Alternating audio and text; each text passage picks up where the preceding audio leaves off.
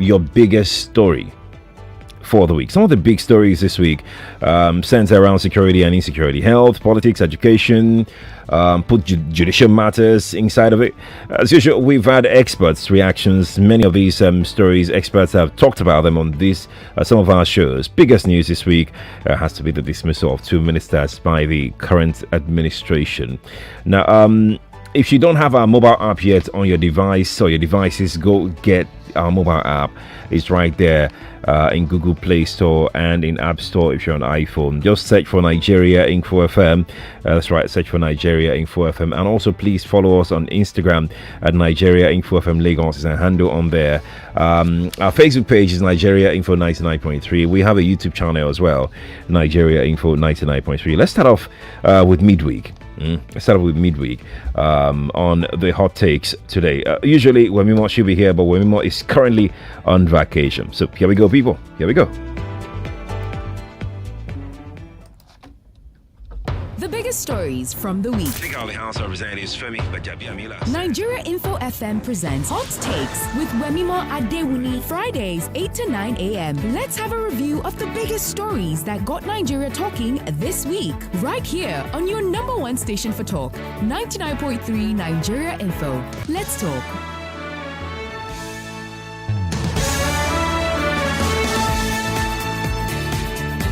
On Wednesday, there was a cabinet reshuffle on Wednesday, and that reshuffle resulted in 2 ministers being relieved of their duties. Nigeria's power sector has suffered major blackouts this year, very major blackouts, sometimes back to back, with constant collapses of the national grid, while farmers in predominantly agriculture belts have suffered poor or no harvest at all. Following the rising cases of insecurity, according to our news broadcast on Wednesday. 2 days ago, President Muhammadu Buhari dismissed the Minister of Agriculture and Rural Development, Mohammed Sabo Nanono, and Minister of Power, Saleh Maman, from their positions as part of Buhari's step to identifying and strengthening weak areas to close gaps. According to the present government, they want to build cohesion and build synergy in governance. They want to manage the economy and improve the delivery of public goods to Nigeria. That is what they put out. The president's spokesperson, Femi Adesina, he was the one that announced the adjustment.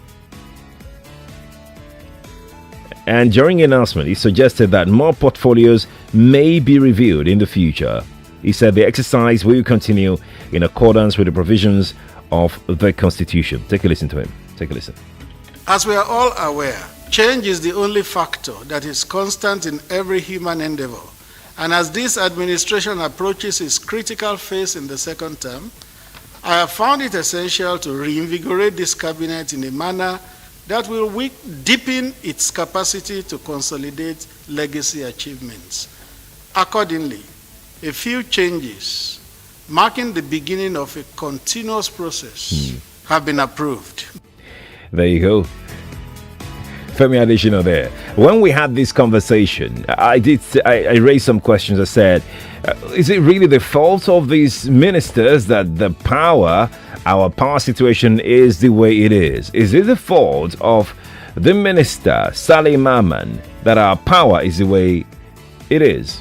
Or Sabo Nanono, for instance, the insecurity situation in some agrarian communities, is that his fault as well? Or could there be other reasons the president took this decision? And in your opinion, amongst the ministers that we currently have in this cabinet, who else do you think should go? In your opinion, who else amongst them, all of them, who else do you think should go? I'll come to you for your answer in a moment. Well, 12 minutes past the hour. We're going to take the next story very quickly. Open grazing has been a contentious topical issue in Nigeria. No doubt about it. And it's been strongly linked to deadly clashes between herders and farmers throughout the country in recent times. Throughout the country. Not just the north or the north central alone. Not just the southeast alone. Throughout the country. There have been clashes between farmers and herders. Of the 17 of the southern state governors, apart from the ones that just signed yesterday, and on the 1st, As at that time, only 11 southern states have signed their anti-open grazing law. We also spoke about the situation in Lagos here, how Lagos is seemingly really nonchalant about the bill. Seemingly. Well, the Commissioner for Justice in Lagos State, Mayor Banjo, however, said as soon as the State House of Assembly passes this bill into law, it will be signed. That's what he said. Take a listen. They were going to sign it. Once the House passes it, we will sign it. Well, the deadline is self-imposed. We will pass it once it comes out. What is slowing Lagos down? What should Lagos have led from the forefront? What kind of deal has Lagos reached? Has there been any deal? Because as it seems today, it seems that, I haven't heard much about the anti-open grazing bill in Lagos, for instance. I haven't heard much about it. Is Lagos ever going to have anti-open grazing bill? Is Lagos going to put politics ahead of every other thing? Remember, the governors came here. Remember. Now, let me take your thoughts on these two stories so far that we've shared today. 0700 993 993 993. And for WhatsApp number is 0809 597 5805. You got 60 seconds to share your thought with me. 60 seconds. Please make it very brief and straight to the point. We'll take a few calls, then we'll come back to the stories once again. You can join us on Facebook as well, because we're streaming live on Facebook as we speak. Nigeria Info 99.3 on Facebook. YouTube is Nigeria Info 99.3. Cabinet reshuffle and the anti-open grazing law in southern states. Godwin is joining us this morning. Godwin, morning to you. Good morning. Morning to you. How was your night? Very well. Yes, Godwin from Loshorola on the line. Yes, my point on the anti-grazing law. Your radio needs to go off right now. Okay, let me get that off. Are you with me? Yes, we're with you. Okay. That law, it is something that is really inimical to the existence of Nigeria as far as I'm concerned. You cannot use your own to do another person. That an animal rearing is a job or a profession for some people. Why people have their farm they live on. And for anybody to come and force anybody that it must accept the cattle coming to destroy and under whatever pretense, that should completely be kicked out of thought. And secondly, the name of the ministers that are supposed to leave. Before now, somebody like the Minister of Information and Labor, they're supposed to even be the number one on the list. If you was, since there's the labor issue all this while, the Labor Minister, instead of peacemaking, rather he has been an enemy of peace to the Nigerians. The way very nonchalant attitude, you see the way approach to issues. Thank you. It do as if it's not Thank you. dead for service. Thank you. Thank you for your thought. The Labour Minister and Information Minister need to go. Thank you for your thought. Delay. Thank you. Thank you. Thank you for calling me. Thank you. Nigeria Info, good morning to you. Hello, Sharif. Morning. Good morning to you. Yeah, good morning. It's Benjamin. I'm calling from Ikeja. All right. Let's have your talk. Let's hear your thoughts. Yeah, Sharif. Let us not distract ourselves. You see, this government, Bangois, Sandra, there was a caller from Abuja, anonymous, stated yesterday. You see, this government, they are bringing, these people are just using distraction to deceive us. Whereas we have an important issue, and which is the basic concept of security. But has deteriorated to the extent that they left security. Oh no, I'm really sorry. I'm really sorry about that. Now, let's move on to our next story this morning. Very quickly, let's talk briefly on the issue of PDP leadership crisis that dominated discourse across the country this week. A member of the party, also a strategist, Demola Olanrewaju, he was on one of our shows, Hard Facts with Sandra, earlier in the week, and he said, and I quote him, PDP will come out stronger after the crisis. He said the recent crisis in the party is a training ground for the coming elections.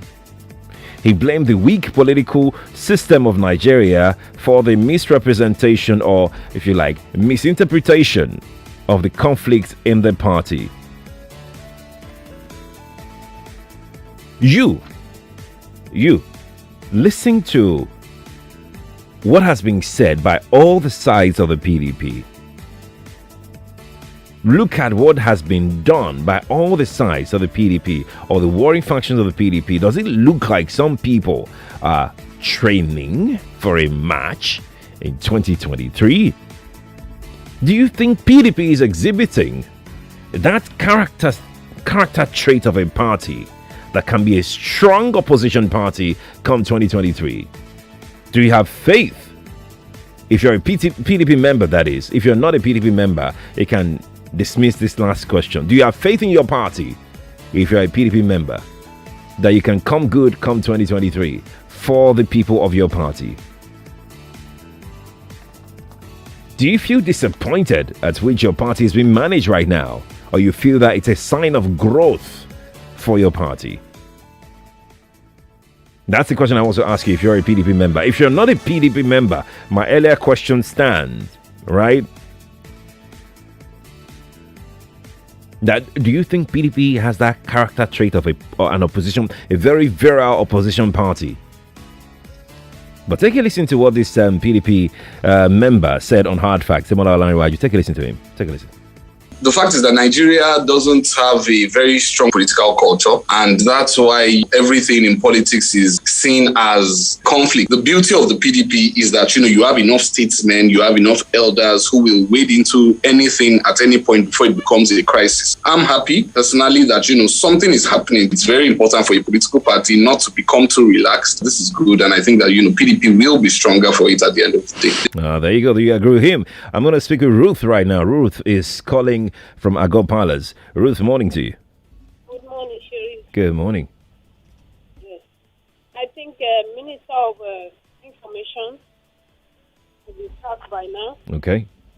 And then Minister for Health will also be sacked. That's my contribution. Those two, why do you want them sacked?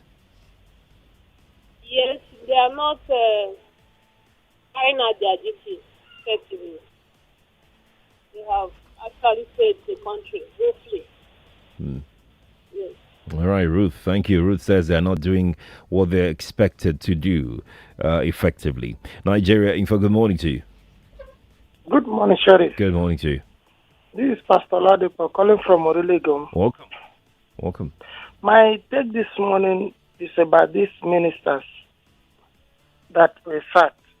For me, I wish the president can even sack, including the Attorney General. There is a reason for this. It's simple. The people you surround yourself with determine how far you will go. So the people working with the president, most of them have shown incompetency. And it's just because they are party members and loyalists. That is the reason they retain those offices. If it is in a corporate work, will they still be there? The health minister, the information minister, and the labor minister, what are they still doing there? The Attorney General of Nigeria has not even done well at all. So for me, I would have preferred the president sack every one of them, reshuffle the cabinet, bring those that can help him actualize his dream and vision, not this current cross of party loyalists. Thank you, and God bless Nigeria. Thank you too. Bless you too. Nigeria Info, good morning to you. Yeah, good morning, sir. Good morning. Yeah. Minister of Health and his deputy should go. Why? The Labour Minister should go. Why? Quadry are asking why. You see what is happening No, now. you tell me. You are the one that said they should go. So why do you think they doctors should are go? on strike for almost 1 month now, right? And you call yourself a minister. You are in charge of that the department. Why are you still there? When your department is not functioning, then the minister for information should go. The other guy for science and technology. Why do you want the information minister to go? Oh my God! I want Aguilari to take over from him. He lies a lot. 2015, I remember all the things he said. Today, look at what we are finding. Look at where we find ourselves. Then for PDP na Oja Unibo, Kumokweniko Wa, and PDP is a national party. Why do you expect the PDP to be opposition like the other people? They are not aggressive set of people. They are made up of gentlemen. How come Nigeria, they condemn PDP? How come all of them are wanting PDP to fight Thank you. For what? Thank you. They are gentlemen to the call. Thank you. Oh, yeah. It's good to know you're a PDP member. Thank you for calling me. Appreciate it. I'm going to go take some WhatsApp messages before I break. We're almost due for a break. I think the president must have detected some anti-party activities by the sacked ministers. To be sincere, I think all the ministers and the president should be sacked because none has performed. Reza from Ikorodu sent that in. Okay, thank you. As regards cabinet reshuffle, in my opinion, I think this government should just go.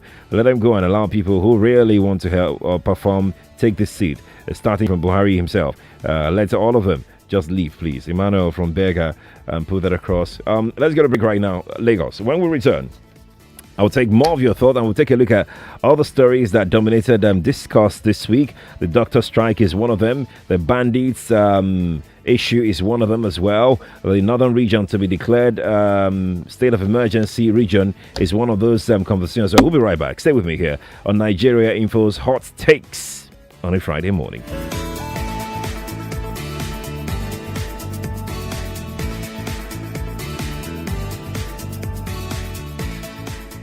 This is an infomercial.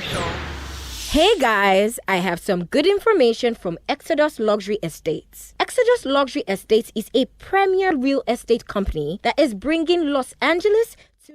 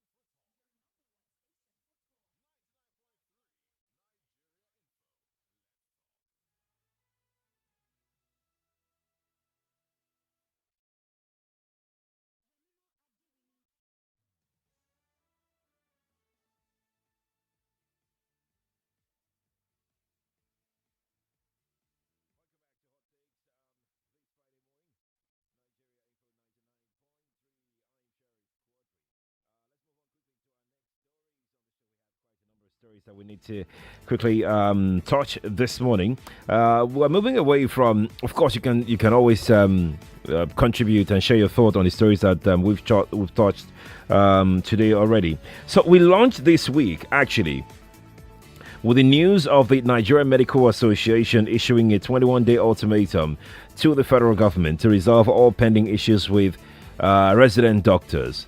That's what we launched this week with.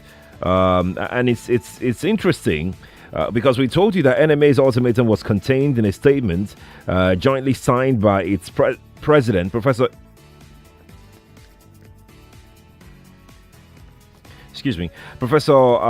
Innocent Uja, and Secretary General Dr. Phillips Ekpe.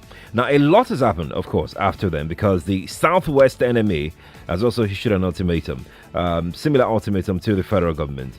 And we hear, instead of the government to perhaps try and calm nerves, the government instead says NMA cannot do what they are threatening to do because they will be violating the MOU they signed, some terms of the MOU they signed with the government. So as it stands today, resident doctors have been on strike for over a month. Lives have been lost.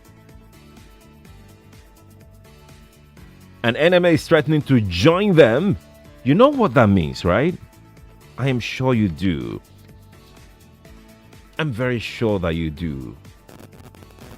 As it stands today, we have no meaningful headway, no strong headway when you talk about the doctor strike. Well, the doctors didn't get paid for the month of August. They started their strike on the 2nd of August. So month end, no pay because the government insisted that they have instituted their no work, no pay policy. In fact, the case went to court. The government dragged the doctors to court. And the court gave a vague judgment, a vague order that everybody, all the parties interpreted the judgment to suit them. Bottom line is that we don't have our resident doctors at the hospital. The other doctors, the consultants, they are saying that they will go on strike after the expiration of the ultimatum, which will probably elapse in the middle of this month or thereabout, third week of this month. So you see where we are now. What happens to the helpless Nigerians in need, in urgent need of medical attention? What happens to that helpless Nigerian who can't afford a private health facility? What's the faith of the poorest of the poor in this country? Over a month now. 0700 993 993 993. Nigeria Info, good morning to you. It's Quadry. Morning to you. Good morning, sir. Yes, please. Hello, good morning. This is John from Miniland. We can hear you, John. Go on. Okay, as for me, you asked the question, if PDP have the chance to win 2023. Yeah. Let's be sincere. They are going to win from the North because the North, that love APC, this time around, they have seen to their eyes that there's poverty in the North, there's insecurity in the North, and there's tyranny going on.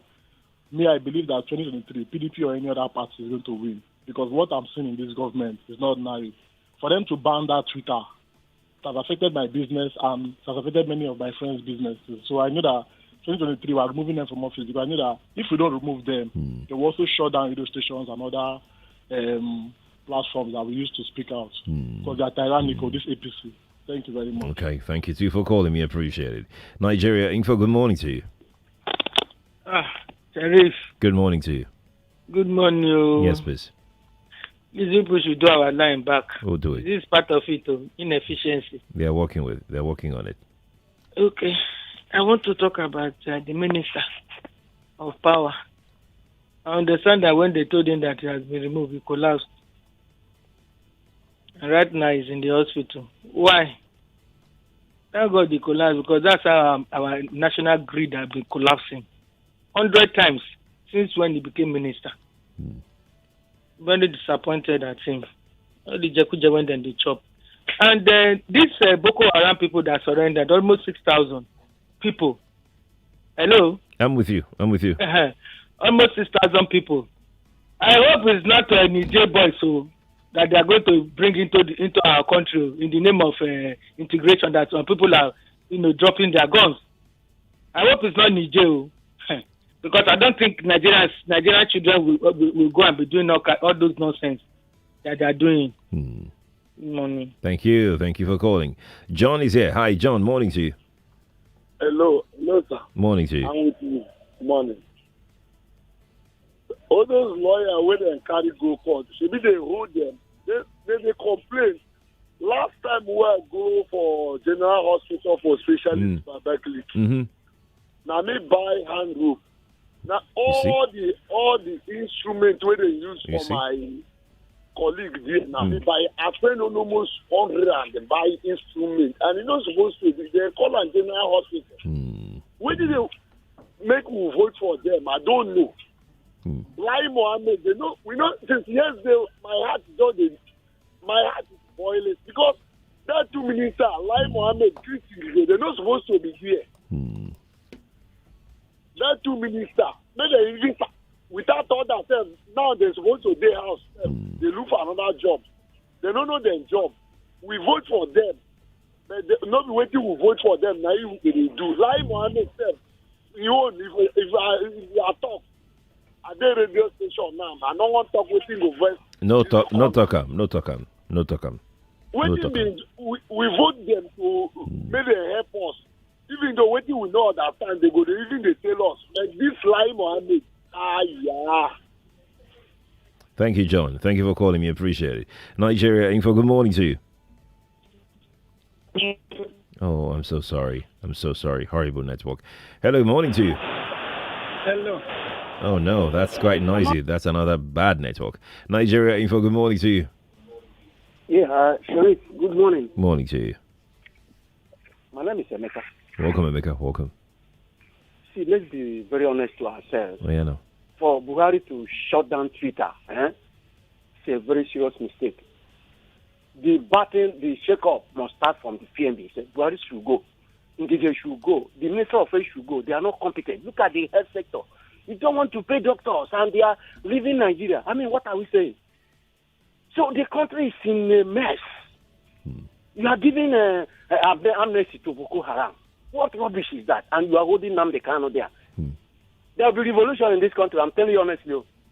PMB must go. Thank you for calling me. Nigeria Info, good morning to you. Hello, Sheriff. Morning to you. I greet you, my brother. Washington. My name is I'm calling from Kenya. Your network is quite poor. I'm so sorry. It's quite poor. Nigeria Info, good morning to you. Hello, sir. Morning to you. Oh, that's dropped again. Something is going on with the network. Hello, good morning to you. Morning.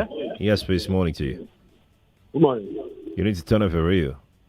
Yeah, I'm tired by the name. I'm trying to. I want to call for the first time. Okay, Taya, welcome. But your radio needs to be off. Yes, I'm up from the area, so All I'm right. not there. Fantastic. Let's talk. So, what really happened is that we were told to go and register for the COVID. So I was able to do. I was able to do it. That was online. On getting to where I will get the jab, we were told that we should come and collect another number again. So I don't really understand. So after we have registered, we have given the time that we come and do, because I registered on the 31st and I choose on the 1st to register. On getting there, then we are told again that we should come by 6 a.m. in the morning to come and collect another number because we want to register, because we want to collect injections, for the COVID. And it's not fair. It's not fair. Okay. So we don't know what they are doing. It's just as if maybe they are using, or those people in charge, they are using opportunity to collect money. What area is this exactly? Can you give us specific? I'm living at Quadry. Okay. So I have to drive because my office is very closer to that side. That's why I choose the afternoon side. So I went there on the 4th. On getting there, where I was when you got there, did you meet a crowd there? There's no crowd. Those people that made there, they are not less than about 15. They just sat down. That's few now. That's few. They just sat down. They didn't do anything. Even the picture. I mean crowd that came for their own inoculation. Nobody. They, those people that made there, they are there to. They are sitting down. What happened? So you didn't go back again, Abi? I just decided to. I did not go back because they told me that I should come back by 6 a.m. By 6 a.m. and you have to go to work. Yes. I think I hope that's just a one-off because I have seen. Thank you, my friend. I have seen people who registered, then they went back, and it didn't take them 5-6 minutes, and they're done. When you talk about the COVID vaccine, so I'm hoping that it's a one-off, and I do sincerely urge the affected area or areas to put their act in order and make people get access to this vaccine. I mean, people want to we cry and shout every day that people should go and get vaccinated, and they will now go. You make it impossible, nearly impossible. You frustrate the system. If what my caller said is true, anyway. Benjamin, let's speak with you. Hi, morning to you. Mr. Sheriff, good morning. Good morning to you. I've been trying since morning to get eventually. Eventually. Welcome. Benjamin Chidebere, yes. Our own step this morning is pertaining to the ministers. Okay. The two that the federal government sack is in order, but there are so many of them that are supposed to follow these two, like Mohammed, the information minister, because he keep on deceiving Nigerians, giving us some certain wrong information in which sometimes he will still correct himself. So he's not supposed to be on that post. And the labor minister also is still the one who, when the labor people want to protest, he was giving an instances how an employer will employ like a driver and all this and give them a boy spotter. Are they not benefiting from this? And so the man is not supposed to be there at all. And the technology minister, Minister Pantani, I think by now that man is supposed to be out of office. Now, I don't know what they are waiting for again. And for the Boko Haram, the repentant ones, I think I hear from one of the media this morning that one of the states now are putting them under payroll. Are they putting them under payroll for what offense they have committed? Or maybe they have forgiven them for the offense they have committed, killing innocent souls, shedding blood, cutting people, showing videos for Nigerians to see. Now they told you that they have repented and you put them under payroll using the innocent citizens' taxpayers' money to pay them. I want to find out whether it's true because I saw it for one of the media this morning. And again, I don't know where we are going, the agriculture minister. That one is okay. I don't know who are they going to bring now. What are they giving to the people that, and we are hearing that giving some certain distance to some people that the farmers or something that fertilizer is nowhere to be found. And all of them are complaining. Thank you, Benjamin. So, thank you. Sorry, please. The last one is Thank you very much for calling me. Let's not put last one after last one. It's 60 seconds you've got. Thank you for calling me. I'm going to go to WhatsApp. We've not been to WhatsApp today. Let's see. This doctor strike is really telling us much about this government. Gross indifference, insensitivity, and selflessness in our political leaders. Hence, it's irrational for anyone to be begging the doctors to come back to work, just as seen in the Oni. That's lack of good judgment. The government should be scolded to do the right thing. Additional Ayatomibo from Matagun sent that in. Let's take another one here from Glory. Glory says, why is Oni pleading with doctors to end their strike? What he should do is to plead with the government to answer them. Also, Sheriff, you people should help us resolve the issue with the female line. Yeah, it's from the service provider directly, and we're working very closely with them to make sure that is resolved. We know how important that line is. I mean, was created for that same purpose, the importance of our female listeners out there. So please bear with us. I hope it will be resolved pretty soon. Onoha is in Bega. Onoha says, this government has totally failed. It took Buhari about 6 months to assemble these ministers who have totally failed. All the killings we hear today around sounds like a joke now to us. What a country. Onoha, thank you for sending this in through WhatsApp this morning. I'm going to take another one. Let's take like 3 more. It's like 3 more. This person says, we're saying some ministers should be sacked. My question is, do we know the president himself? He's too quiet in everything that is going on in the country. Let me read your name, but thank you for sending in your thought. Another person is saying that we should fix the female line. I know. With Ify, yeah. Oh, Madam Ify, thank you. We'll do something about it. Or we are doing something about it. Grandma Princess is also here. Grandma Princess says, please, Nigerians should open their eyes as regards these people. Government is calling repentance Boko Haram. When you reintegrate 5,000 so-called Boko Haram into Nigerian society, is the easiest way of giving over Nigeria to Boko Haram insurgents, because they have been sent to make sure they integrate and start their havoc. I don't know how Grandma got that information that they've been sent to come and cause some havoc in the country, and nobody is reintegrating 5,000. What we hear is that about a little over 500 are being sent to the Borno State government. What Borno State is doing with them is what we don't know yet. Let's not go extra mile. Thank you, though, for your thought, Grandma Princess. Alex is in VI here. Alex says, nothing like fixing female like. You're bad people. What kind of mind do you have? What kind of mind do you have? Alex, I used to be a nice person. You used to be a nice person. Let's go to the telephone. Nigeria, good morning to you. Good morning. Hello, good morning. Good morning to you. Good morning, sir. Good morning to you. And I'm calling from Ikurudu. Welcome. Concerning the Boko Haram matter, the people that we then toss them, made them leave them. So I want to ask you one question, sir. Are you hearing me, sir? Go on, please.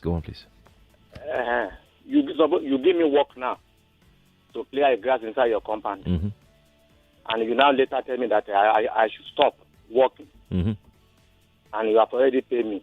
Okay. Won't I stop the work? Yes, no, you will. I will stop the work. That is all about Boko Haram matter. That's all about Boko Haram matter. So they have concluded the agreement. So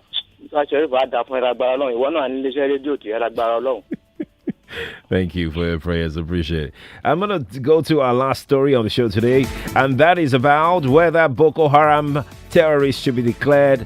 Not terrorists, not Boko Haram, actually. Bandits, so-called bandits. Whether they should be declared terrorists or not. That conversation dominated discourse this week on Nigeria Info. On the Morning Crossfire, we had a representative of the Coalition of Northern Groups, Dr. Mohammed Nawaila, and he seemed to think that government has not done enough in protecting the people.